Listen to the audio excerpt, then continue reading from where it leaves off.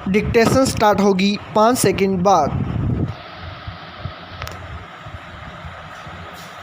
Yes, हाल में राजनीति की पृष्ठभूमि पर बनी 2 वेब सीरीज महारानी और the family man I stop. महारानी बिहार की राजनीति को केंद्र में रखती है स्टॉप। यह कहानी लालू यादव और उनकी पत्नी राबड़ी देवी की कहानी से प्रेरित है स्टॉप। इसमें ये लिखा भी गया है कि कैसे एक अनपढ़ स्त्री एक राज्य को मुख्यमंत्री के तौर पर संभालती है स्टॉप। कहती भी है कि जो औरत घर संभाल सकती है तो वह राज्य भी और देश भी संभाल सकती है स्टॉप।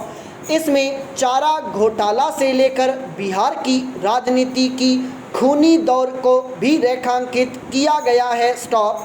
रणवीर सेना और नक्सलियों के बीच खूनी खेल की कहानी भी साथ साथ चलती थी स्टॉप। इसके कुछ दिन पहले एक वेब सीरीज और आई थी जिसका नाम था तांडव स्टॉप। इस वेब सीरीज की कहानी भी राजनीति को केंद्र में रखती है स्टॉप। इसके कुछ दृश्यों को लेकर भारी विवाद हुआ था और मामला कोर्ट में भी पहुंचा था स्टॉप। इसी दौरान एक दलित महिला के जीवन के संघर्षों पर आधारित एक फिल्म आई थी, मैडम चीफ मिनिस्टर स्टॉप। इसकी कहानी एक दलित महिला के इर्द गिर्द घूमती है जो एक दिन उत्तर प्रदेश की मुख्यमंत्री बनती है स्टॉप।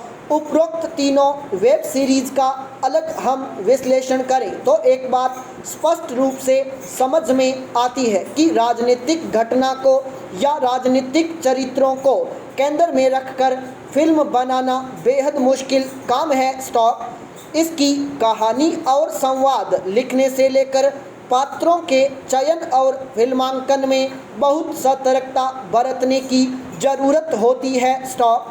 लेखक और निर्देशक के लिए यह बहुत आवश्यक होता है कि उसको राजनीति की बारीकियों की समझ हो, संसदीय परंपरा का सामान्य ज्ञान हो, दलीय परंपरा और अफसरशाही की कार्यशैली के बारे में जानकारी हो स्टॉप। महारानी वेब सीरीज को देखें तो लेखक और निर्देशक दोनों एक पर एक बचकानी गलतियां करते चलते हैं स्टॉप।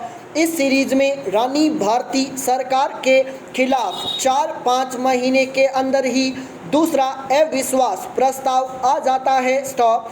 यह छोटी सी बात लग सकती है, लेकिन जो इस सीरीज को देख रहे होंगे उनके दिमाग में यह बात जरूर उठेगी कि हमारे देश की संसदीय व्यवस्था में किसी भी सरकार के खिलाफ 2 अविश्वास प्रस्ताव के बीच का अंतराल 6 महीने से कम नहीं हो सकता है स्टॉप। इसमें निर्देशक यह भी दिखाता है कि राज्य का वित्त सचिव अकेले ही छानबीन करने पहुंच जाता है स्टॉप। जिलाधिकारी जब दस्तावेज देने में बहानेबाजी करते हैं तो वो रात में अपने एक सहयोगी के साथ उनके ऑफिस पहुंच जाते हैं और चौकीदार को चकमा देकर कार्यालय का ताला तोड़कर उसमें घुसते हैं स्टॉप। वहां उन पर गोली चलती है, वित्त सचिव बच जाते हैं, लेकिन किसी को खबर नहीं होती स्टॉप। ये सारी घटनाएं इतनी बचकानी है कि इसको काल्पनिक करार देकर भी जायज़ नहीं ठहराया जा सकता है स्टॉप। ये तो लेखक की कमियों को, उसके अज्ञान को उजागर करने वाले प्रसंग हैं स्टॉप। महारानी में ऐसे कई प्रसंग हैं स्टॉप। इसी तरह से तांडव वेब सीरीज में एक प्रसंग है, जहां एक ब्लैकमेलर बड़े आराम से नॉर्थ ब्लॉक और साउथ ब्लॉक इलाके में आता है और कूड़ेदान में कोई सामान रखकर चला जाता है स्टॉप।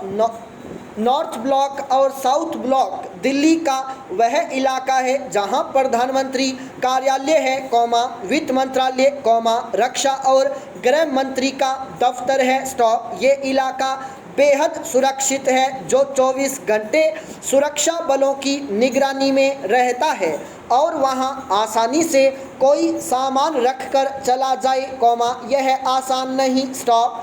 इस तरह के कई प्रसंग तांडव में हैं जो ये संकेत देते हैं कि लेखक को इन विषयों की बारीकियों की जानकारी नहीं है या उसने लापरवाही में वो सब प्रसंग लिखे या पर्याप्त शोध नहीं किया। स्टॉप। द फैमिली मैन की घटनाएं और प्रसंग अपेक्षाकृत यथार्थ के ज़्यादा करीब प्रतीत होती है। स्टॉप। इसमें लेखक ने दृश्यों को लिखने से पहले उस विषय के बारे में सूक्ष्मता से अध्ययन किया और लिखा है। स्टॉप। पैरा। दरअसल जब फिल्मों या वेब सीरीज का लेखन होता है तो इसमें ज़्यादातर लेखकों से एक चूक होती है कि वो पहले क्लाइमैक्स सीन सोच लेते हैं और फिर वहाँ तक पहुँचने का रास्ता तलाशते हैं। स्टॉप। जैसे तांडव में यह सोच लिया गया कि हमारी व्यवस्था एकदम खराब है, राजनीति में सब कुछ साजिशों पर ही चलता है, राजनीति में आने वाली स्त्रियां हर तरह के समझौते करती हैं, आदि आदि। स्टॉप। अब इन सब को सही ठहराने के लिए कहानी में इससे जुड़े प्रसंग ठूंसे जाते हैं। स्टॉप। महारानी में भी यह दिखता है कि लेखक ने पहले ही तय कर लिया कि बीमा भारती को चारा घोटाले के लिए परिस्थिति और राज्यपाल ने मजबूर किया था। स्टॉप। फिर उसके हिसाब से कहानी गढ़ी गई जो अविश्वसनीय हो गई। स्टॉप। दरअसल कहानी लेखन की यह प्रविधि ही दोषपूर्ण है। स्टॉप।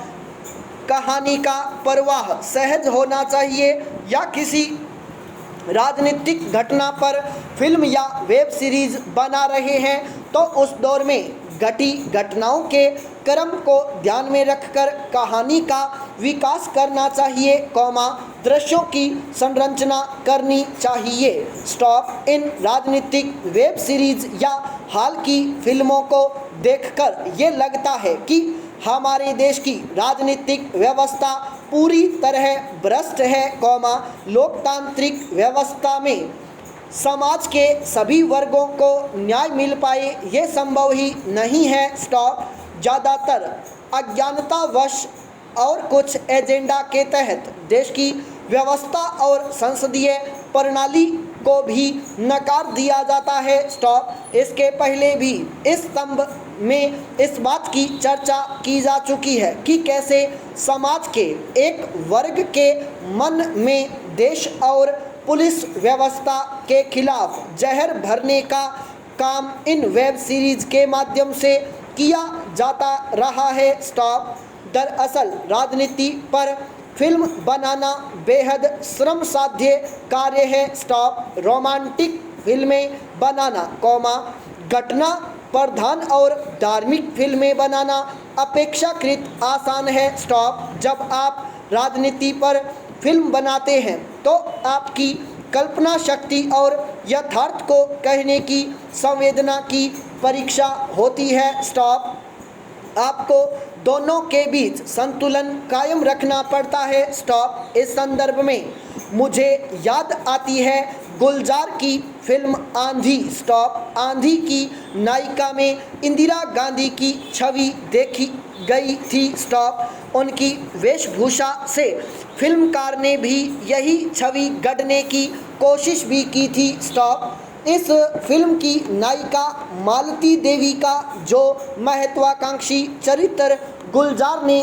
गढ़ा वह यथार्थ के बहुत करीब दिखता है। स्टॉप। वह चरित्र स्वार्थी और महत्वाकांक्षी तो है, लेकिन अपने परिवार के साथ जब होती है तो उसकी संवेदना को भी फिल्मकार उभारते हैं। स्टॉप। यह कौशल ही फिल्मकार को भीड़ से अलग करता है। स्टॉप। इसी तरह फिल्म आंधी में हमें संसदीय व्यवस्था के बारे में कोई गलती, बचकानी गलती नज़र नहीं आती है। स्टॉप। मालती देवी जब विपक्ष के नेता चंद्रसेन से या अपने चुनावी सलाहकार लल्लू बाबू से संवाद करती है तो उसमें कोई झोल नहीं है। स्टॉप। तथ्यों से तालमेल के साथ संवाद और कहानी आगे बढ़ती है। स्टॉप। आंधी के अलावा पिछले दिनों प्रकाश झा ने कुछ अच्छी राजनीतिक फिल्में बनाई हैं। स्टॉप। प्रकाश झा की फिल्मों में राजनीति या संसदीय व्यवस्थाओं की बारीकियों को लेकर कोई झोल नहीं होता है। स्टॉप। प्रकाश झा व्यवस्था की खामियों पर चोट करते हैं, लेकिन संसदीय व्यवस्था को नकारते नहीं हैं। संपूर्ण विराम।